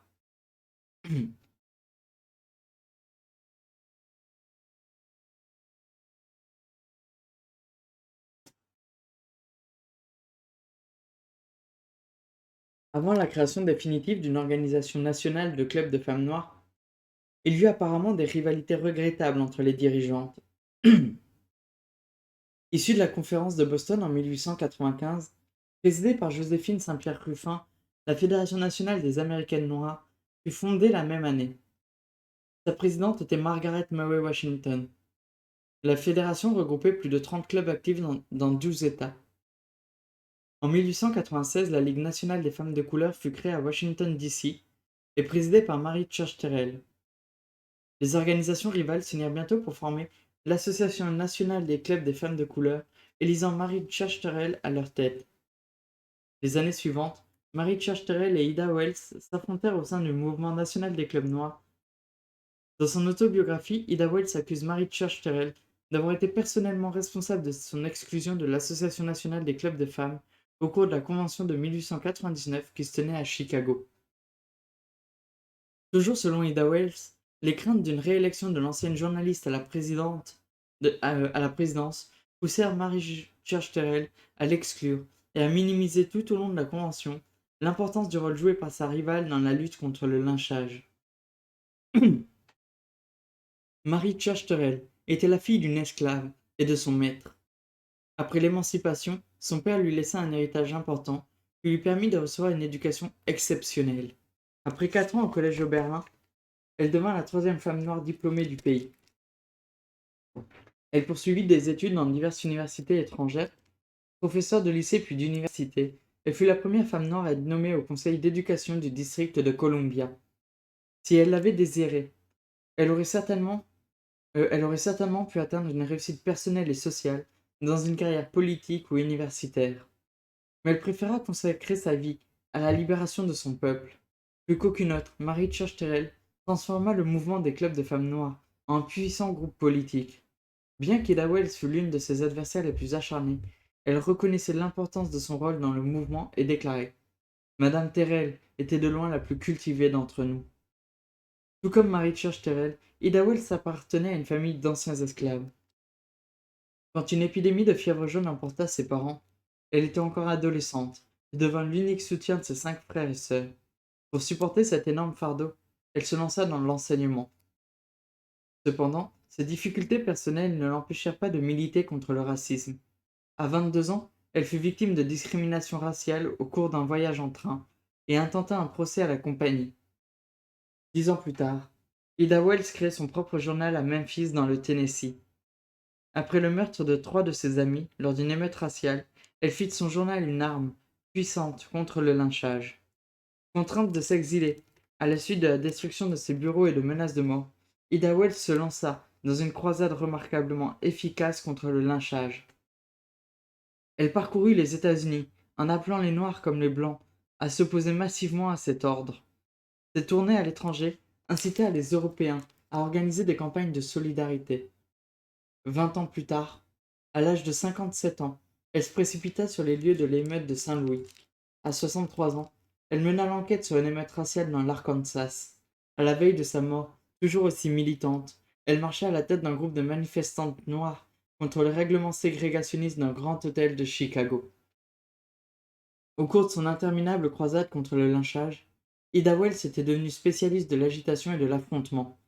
Mais peu de femmes égalaient Mary Church Terrell, oratrice, écrivain et avocate de la libération noire. Ses armes de lutte étaient la raison et la persuasion. Femme de lettres éloquente, grande avocate et polémiste de talent, Mary Church Terrell défendit ardemment le principe de l'égalité des Noirs, ainsi que les droits civiques des femmes et ceux de la classe ouvrière. Tout comme Ida Wells, elle fut active jusqu'à sa mort. À l'âge de 90 ans, sa marche à la tête d'une manifestation à Washington, D.C., à l'âge de 89 ans, constitua l'un de ses derniers actes de protestation contre le racisme. Ida Wells et Mary Church Terrell furent de toute évidence les 2 plus grandes personnalités de l'époque. Pendant plusieurs dizaines d'années, leur rivalité personnelle assombrit l'histoire du mouvement des clubs de femmes noires. Chacune de leur côté, elles avaient accompli des prodiges. Unies, elles auraient pu véritablement soulever des montagnes au profit de leurs sœurs et de tout leur peuple. Coucou Kwaku.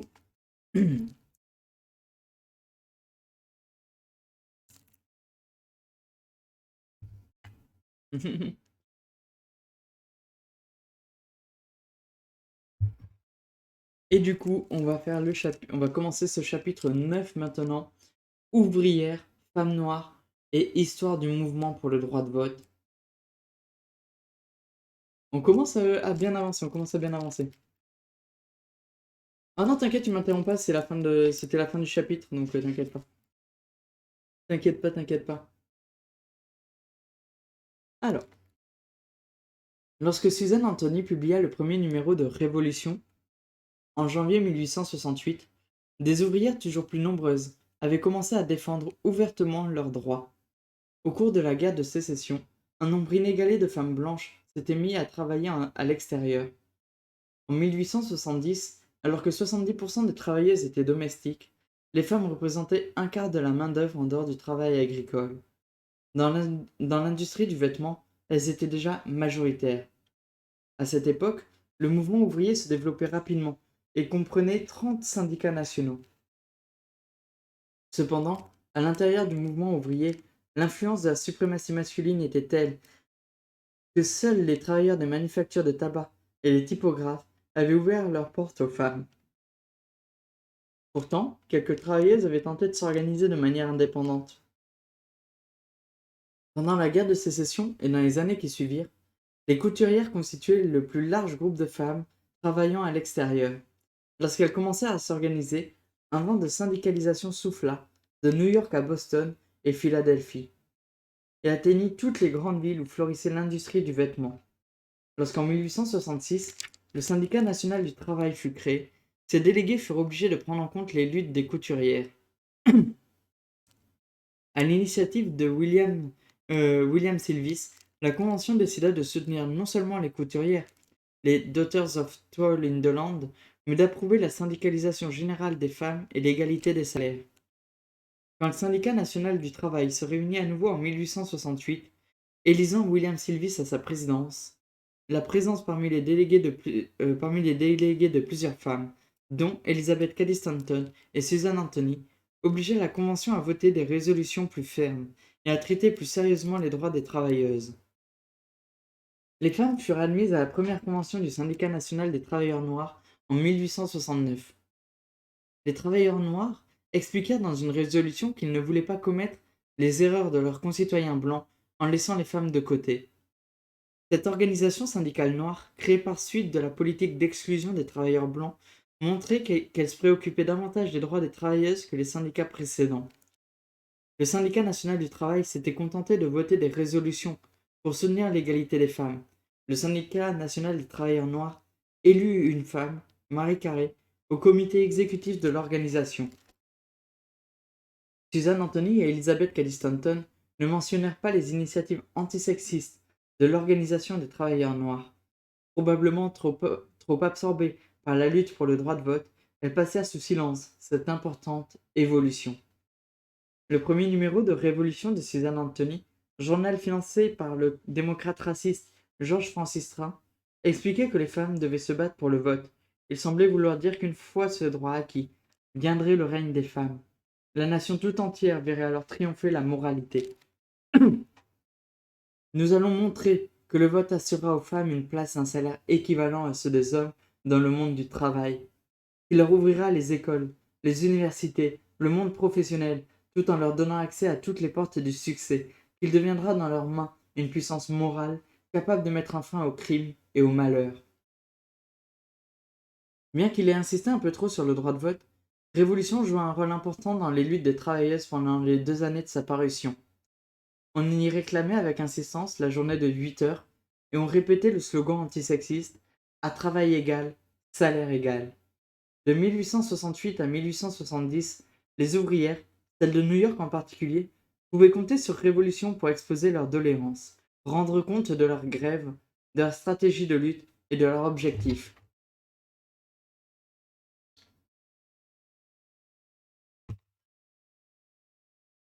L'engagement de Suzanne Anthony dans la lutte syndicale des femmes pendant la période d'après-guerre allait au-delà de la simple solidarité journalistique.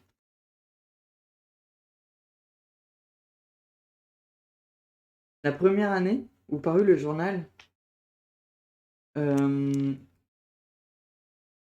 la première année où parut le journal, Suzanne Anthony et Elizabeth Cady Stanton utilisèrent les locaux de Révolution pour organiser le groupe des typographes en association de travailleuses.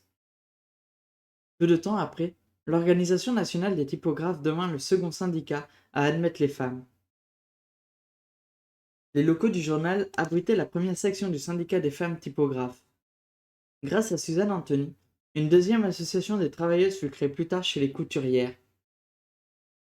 Suzanne Anthony, Elizabeth Cady Stanton et leurs collègues journalistes apportèrent une contribution efficace à la cause des travailleuses, mais elles n'acceptèrent jamais tout à fait le principe du syndicalisme.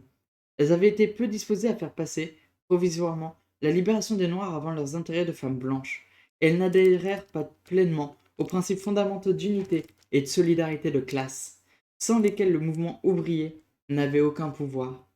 Aux yeux des suffragettes, la question femme avait la priorité. Pour le bien de leur cause, elles avaient le droit d'être des jeunes quand leurs collègues masculins étaient en grève. Suzanne Anthony fut exclue de la convention du syndicat national du travail parce qu'elle avait encouragé des ouvrières typographes à saboter une grève.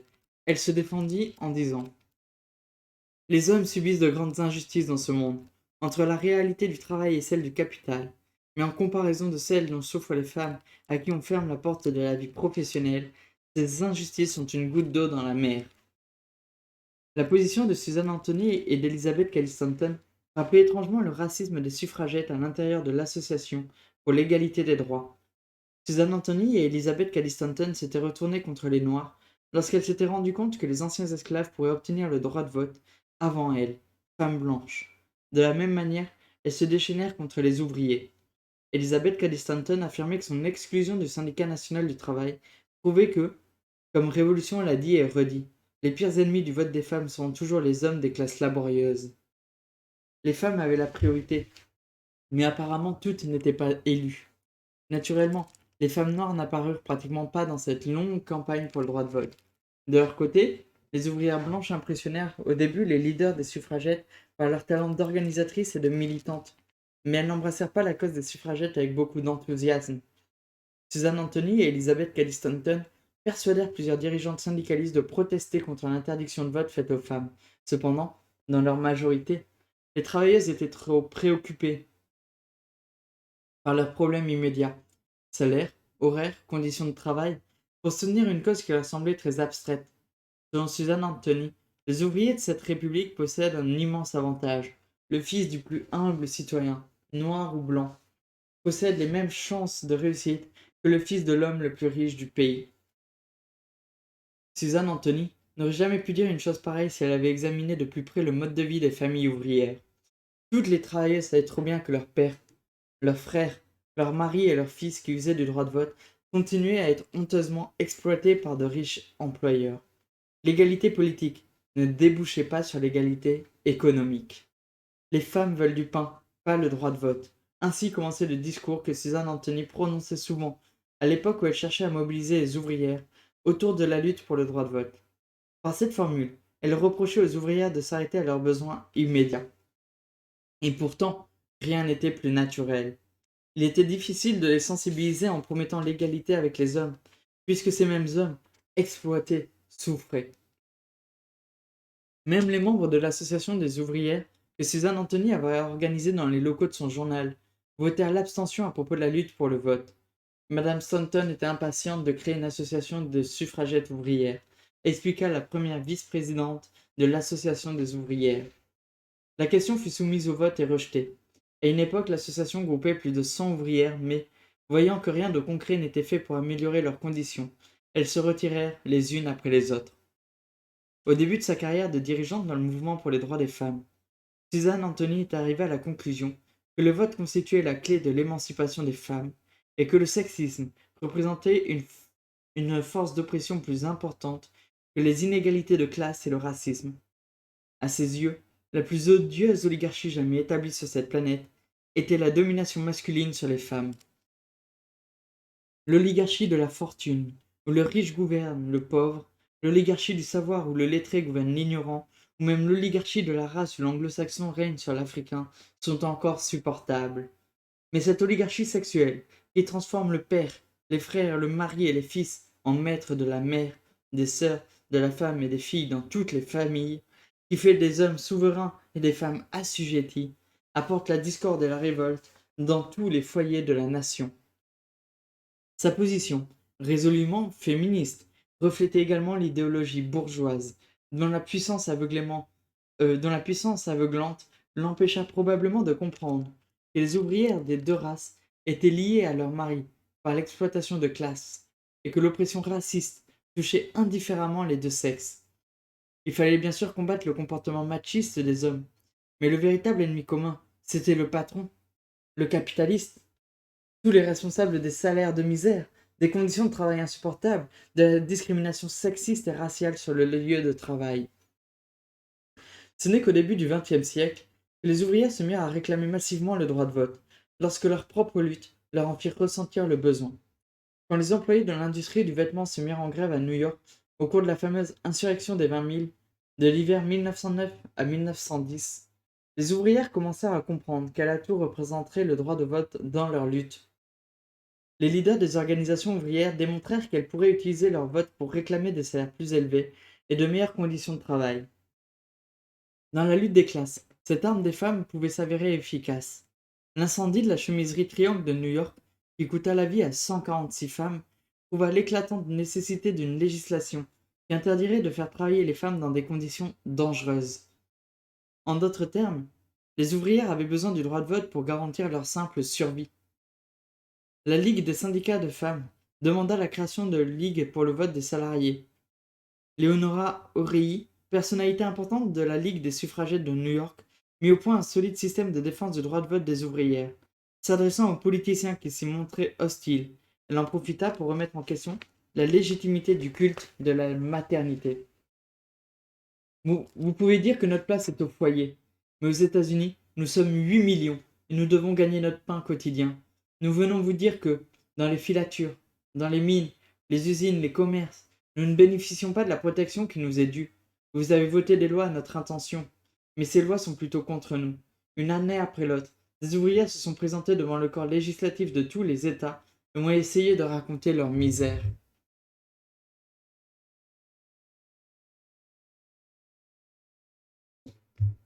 Leonora Orei et ses sœurs de la classe ouvrière proclamaient qu'elles allaient se battre pour le vote. Mais en réalité, elles voulaient s'en servir pour se débarrasser des législateurs dont les sympathies allaient au monde des affaires. Le droit de vote était une arme supplémentaire dans la lutte des classes qui témoignait de l'influence croissante du mouvement socialiste. Les femmes socialistes apportèrent un souffle nouveau au mouvement des suffragettes et défendirent une position de lutte inspirée de l'expérience des femmes de la classe ouvrière. Sur les 8 millions d'ouvrières qui travaillaient au début du XXe siècle, plus de 2 millions étaient noires. La triple oppression qu'elles subissaient en raison de leur sexe, de leur classe d'origine et de leur race donnait du poids à leurs revendications. Cependant, le racisme était si ancré dans le mouvement des suffragettes que les portes ne furent jamais réellement ouvertes aux femmes noires. La politique d'exclusion de l'Association nationale américaine pour le vote des femmes n'empêcha pas les Noirs de réclamer le droit de vote. Ida Wells, Mary Church Terrell et Mary McLeod Bethune figuraient parmi les plus célèbres suffragettes noires. Margaret Murray Washington, personnalité influente de l'Association nationale des femmes de couleur, avoua: Personnellement, la question du vote des femmes ne m'a jamais empêché de dormir. Cette indifférence désinvolte n'était peut-être qu'une réaction à la prise de position raciste de l'Association nationale américaine pour le vote des femmes, car Margaret Murray Washington ajoutait: Les femmes de couleur, autant que les hommes de couleur, se rendent compte que l'éventuel avènement d'une justice égalitaire et d'une protection équitable dans tous les tribunaux et pour toutes les races suppose de donner aux femmes et aux hommes la possibilité d'exprimer leur choix par le vote. Margaret Murray Washington souligne que l'Association nationale des clubs de femmes de couleur avait créé un département électoral destiné à informer ses membres de la politique gouvernementale afin que les femmes puissent voter en toute connaissance de cause. Le mouvement des clubs de femmes noires était imprégné de l'esprit des suffragettes, et malgré le rejet de l'Association nationale américaine pour le vote des femmes, elles continuèrent à lutter pour le droit de vote. Quand la Fédération des clubs noirs du Nord-Est demanda à adhérer à l'association en 1919, un an seulement avant la victoire, la réponse négative des dirigeantes ne faisait que répéter celle que Susan Anthony avait apportée aux suffragettes noires 25 ans auparavant. En informant la Fédération qu'elle ne pouvait satisfaire à cette demande, la dirigeante nationale expliqua que si tous les États du Sud, en ce moment le plus décisif, apprenaient que l'Association nationale américaine pour le vote des femmes venait d'accepter l'adhésion d'une organisation groupant 6 000 femmes de couleur, l'ennemi pourrait cesser ses attaques. L'échec de l'amendement serait alors garanti. Malgré tout, les femmes noires ont soutenu jusqu'au bout la lutte pour le vote, Contrairement à leurs sœurs blanches, elles jouissaient souvent du soutien de leur mari, comme Frédéric Douglass, qui avait été le plus célèbre défenseur des femmes au XIXe siècle. Ce fut Dubois qui devint le principal avocat des suffragettes au XXe siècle. En 1913, les suffragettes défilèrent à Washington sous les huées des hommes blancs et furent même prises à partie. Il y a eu plus de 100 blessés. Et dans un article satirique, Dubois présente les agresseurs comme les défenseurs des glorieuses traditions de la virilité anglo-saxonne. Quelle gloire! N'avez-vous pas honte de n'être que des pauvres noirs, quand les maîtres de la civilisation accomplissent de tels exploits? N'avez-vous pas honte de votre race? Cela ne vous donne-t-il pas envie d'être blanc? Pour terminer l'article sur note sérieuse, il citait le témoignage d'une des manifestantes blanches, qui déclarait que tous les noirs les avaient respectées. Parmi les milliers de noirs qui les avaient regardés défiler, pas un n'avait été grossier. Quelle différence avec ces blancs insolents et agressifs! Ce défilé, observé par une majorité de sympathisants noirs, avait été conçu dans un esprit de stricte ségrégation par les organisatrices blanches. Celles-ci avaient même demandé à Ida Wells de quitter le groupe de l'Illinois pour accompagner les femmes noires, par respect pour les femmes blanches du Sud. La demande avait été présentée publiquement au cours de la répétition du groupe de l'Illinois, et alors que Madame Barnett cherchait un appui du regard. Ces dames débattaient de l'importance des principes et de la nécessité. La plupart pensaient qu'il ne fallait pas indisposer les sudistes. Ida Wells n'était cependant pas de celles qui obéissaient à des instructions racistes, et au moment de défiler, elle se glissa dans le groupe de l'Illinois. Dans son rôle d'avocat du vote des femmes, Dubois est resté inégalé. Chez les hommes des deux races, son militantisme, son éloquence et la droiture de ses revendications amenèrent nombre de ses contemporains à le considérer comme le plus célèbre défenseur de l'égalité politique des femmes. Ces appels impressionnaient non seulement par leur clairvoyance et leur force de conviction, mais aussi parce qu'ils étaient pratiquement dénués de relents phallocrates. Dans ses discours et dans ses écrits, il saluait le rôle prépondérant des femmes noires, qui, tranquillement mais sûrement, devenaient l'élite intellectuelle de la race. Certains hommes se seraient alarmés de ce pouvoir grandissant des femmes. Dubois, au contraire, affirmait que cette situation créait des raisons supplémentaires de leur accorder le vote. Le pouvoir électoral de ces femmes ne fera pas seulement doubler nos votes et nos voix dans la nation, mais conduira à une vie politique plus dynamique et plus saine. En 1915, Dubois publia un article dans The Crisis intitulé Le vote des femmes, symposium des penseurs de l'Amérique noire. C'était le compte-rendu des débats d'un forum auquel participaient des juges, des ministres, des professeurs d'université, des élus, des chefs de l'Église et des éducateurs. Parmi eux se trouvaient des partisans du vote des femmes, Charles Chesnut, le révérend Francis Krimke, Benjamin Brownlee, Robert Terrell et des femmes comme Mary Church Terrell, Anna Jones et Joséphine Pierre-Ruffin. La grande majorité des femmes présentes appartenaient à l'Association nationale des femmes de couleur. Au cours de leur intervention, il ne fut fait que très rarement allusion à l'argument très populaire parmi les suffragettes blanches, et selon laquelle la nature féminine, la moralité innée des femmes et leur goût pour le travail domestique représentaient des éléments de poids en faveur du droit de vote. Une femme, cependant, fit exception. Nanny Burroughs, éducatrice et responsable d'une église, développa la thèse de la moralité féminine, à un point tel qu'elle en concluait à la supériorité absolue des femmes noires sur les hommes de leur race. Les femmes avaient besoin du pouvoir électoral, parce que les hommes avaient troqué et vendu cette arme précieuse. Les femmes noires ont besoin du droit de vote, pour reprendre, grâce aux bons usages qu'elles en feront, ce que l'homme a perdu en faisant mauvais usage de ce même droit. C'est la rançon qu'elles veulent payer à leur race. Il est scandaleux de les comparer sur le plan de la moralité aux hommes de leur race. Elles portent la charge de l'éducation religieuse et de l'école, et assument bien plus qu'une fonction économique dans leur foyer. Parmi la dizaine de participantes, Nanny Burroughs fut la seule à défendre la position ambiguë, selon laquelle les femmes seraient moralement supérieures à l'homme, ce qui impliquait de toute évidence qu'elles leur étaient inférieures dans presque tous les autres domaines. Mary Church Terrell prononça un discours sur le suffrage des femmes et le 15e amendement. Anna Jones sur le suffrage des femmes et la réforme sociale, et Joséphine Pierre-Ruffin parla de ce qu'elle avait vécu au cours de la campagne pour le droit de vote. D'autres évoquèrent plus particulièrement les ouvrières, l'éducation, les enfants et la vie des clubs. À la fin de son intervention sur le thème femmes et femmes de couleur, Marie Talbert se fit la porte-parole de l'Assemblée en exprimant son admiration pour les femmes noires. Une situation particulière a permis aux femmes noires d'acquérir d'évidentes capacités d'observation et de jugement, qualités qui sont aujourd'hui nécessaires à la construction d'un pays idéal. Elle s'était montrée tout à fait disposée à utiliser ses capacités d'observation et de jugement manifestes pour contribuer à la création d'un mouvement multiracial en faveur des droits politiques des femmes. Mais elles étaient sans cesse trahies, repoussées, rejetées par les suffragettes à la blancheur de neige. Pour celles-ci, comme pour les membres des clubs de femmes, les femmes noires étaient sacrifiées chaque fois qu'il fallait récupérer les voix des blanches du Sud. Mais, en définitive, toutes ces concessions accordées aux femmes sudistes ne changèrent pas grand-chose. Quand on compta les bulletins de vote pour le 19e amendement, les États du Sud restaient dans l'opposition et faillirent lui faire échec. Après cette victoire si longtemps attendue, on empêcha souvent par la violence les femmes noires du Sud d'exercer le droit qu'elles venaient d'acquérir. Les flambées terroristes du Ku Klux Klan dans l'Orange County en Floride furent responsables de la mort de femmes noires et de leurs enfants. Ailleurs, on usait de moyens moins violents. À Americus, en Géorgie par exemple, plus de 250 femmes noires se rendirent au bureau de vote, mais elles furent renvoyées et leur responsable du scrutin refusa leur bulletin. Dans les rangs du mouvement qui avait lutté ardemment pour le vote des femmes, pas un cri de protestation ne s'éleva. Voilà, donc c'était le chapitre 9 et le prochain chapitre sera les femmes communistes. Donc ça va être intéressant, mais ça sera la semaine prochaine. Voilà, voilà, voilà. Qu'avez-vous pensé des chapitres d'aujourd'hui?